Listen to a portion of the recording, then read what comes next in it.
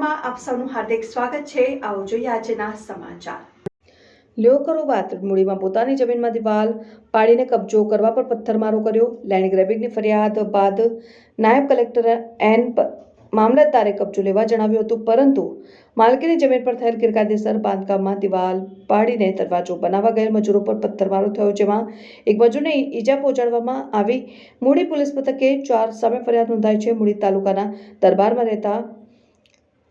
દરબારપામાં રહેતા 44 વર્ષીય કરણસિંહ નિર્મળસિંહ પરમાર હાલ સુરેન્દ્રનગર રતનપર વિશ્વકુંજ સોસાયટીમાં રહે છે। તેઓની મૂડી હાઈવે ઉપર વડીલોપાર્જિત જમીન આવેલી છે અને આ જમીન પર તેઓનો પેટ્રોલ પંપ કરાવવો હોય માપણી કરતા બાજુની જમીનવાળા લખમણભાઈ કોળી સહિત તેઓએ કરણસિંહની જમીન ઉપર ગેરકાયદેસર બાંધકામ કરેલ। આથી કરણસિંહ લેન્ડ ગ્રેબિંગની અરજી કરી હતી, જેમાં ગત 10મી ડિસેમ્બરના રોજ નાયબ કલેક્ટર ચોટીલા અને મામલતદારે સ્થળ તપાસ કરીને કરણસિંહને જમીનનો કબજો સંભાળી લેવા જણાવ્યું।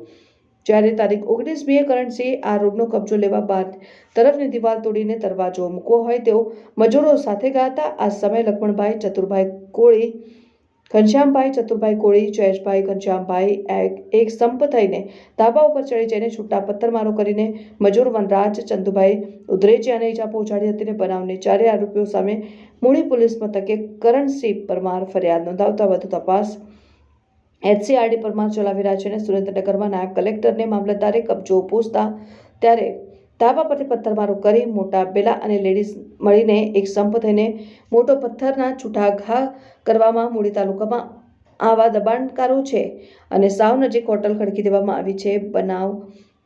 બનાવી નાખવામાં આવે છે। રોડથી 45 મીટર અંદર હોવું જોઈએ, પણ આરએમબી વિભાગને પણ પરમાર કરણસિંહ દ્વારા જાણ કરવામાં આવી છે। સરકારી જમીન ઉપર પણ કબજો છે તેવી સૂત્રો પાસેથી પ્રાપ્ત થયેલ માહિતી પ્રમાણે તાત્કાલિક આવા દબાણો દૂર કરવા માંગ ઉઠી છે। Bureau chief Parmar Bhagirathsinh, news 7 India,